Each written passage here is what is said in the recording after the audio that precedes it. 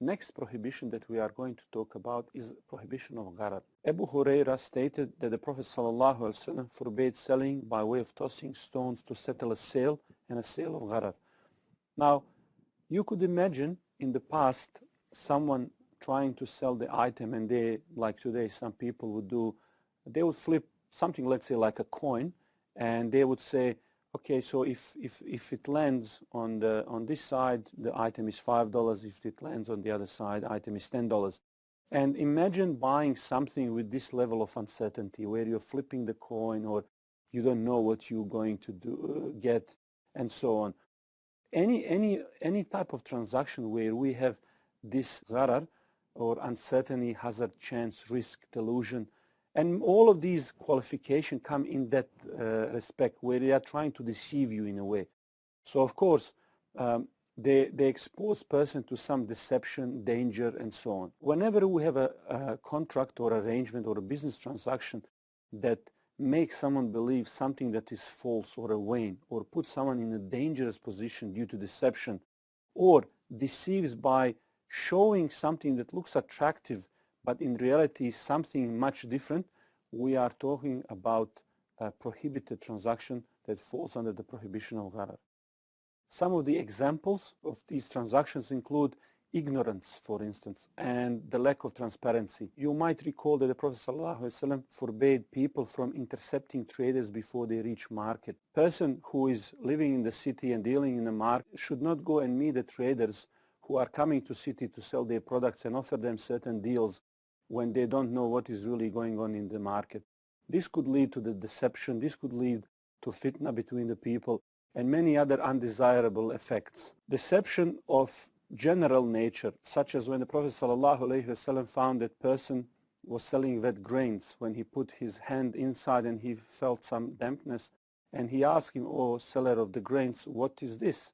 And he said that the rain came and some of the grains on the top became wet. So he swapped wet one, he put them down, and the dry grains, he put them on the top. Obviously, a reason for this was to present something different than reality of this product. And the Prophet ﷺ said to him, whoever does these sorts of things is deceiving us, and he is not one of us. And he suggested what person should have done is expose the wet grains on the top and inform people about the reality of these products.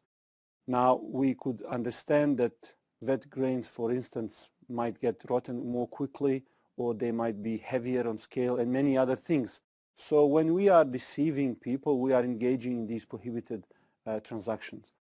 Selling what we do not have is a situation where person might engage in the transaction where there is a high level of uncertainty in terms of delivery of the product. Having unspecified price or dates or delivery or any type of quality or quantity of the product is type of a transaction where we have Gharar.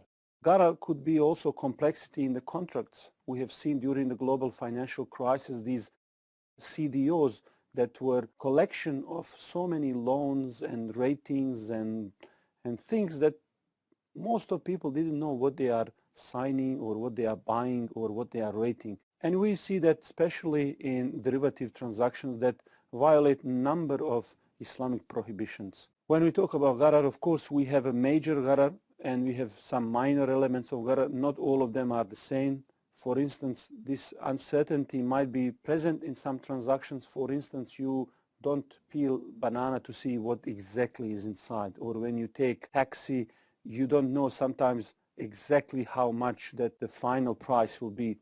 So there are some types of Gharar which we tolerate in business transactions, but there are those major issues of uncertainty and deceptions that we cannot tolerate. So when we are screening for what is acceptable level of Gharar in any transaction, we look at things like, is this amount of uncertainty negligible?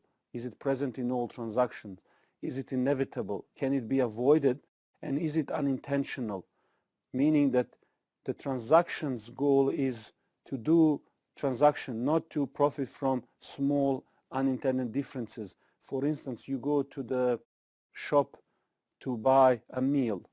Now this meal, not every piece of that meat or will have exactly same quantity of meat or potato or a rice or green stuff.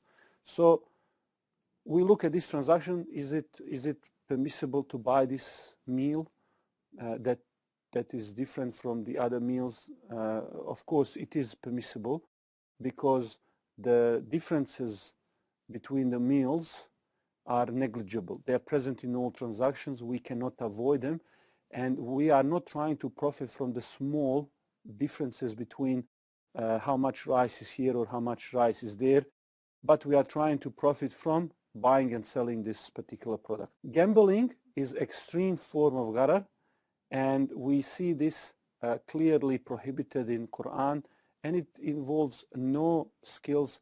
It is basic luck. It's a win-lose situation. Sometimes people are confusing between investment and gambling because they both carry certain risks and so on. Investment is desirable activity, and it includes all these different skills and so on, where the gambling is purely based on luck and not on any particular skill. What we mentioned so far are some of these prohibitions in business transactions. We will not go into so many of them, but these are the key and basic ones that relate to Islamic finance, and there are many other prohibitions and ethical principles that we should be aware when we are dealing in the business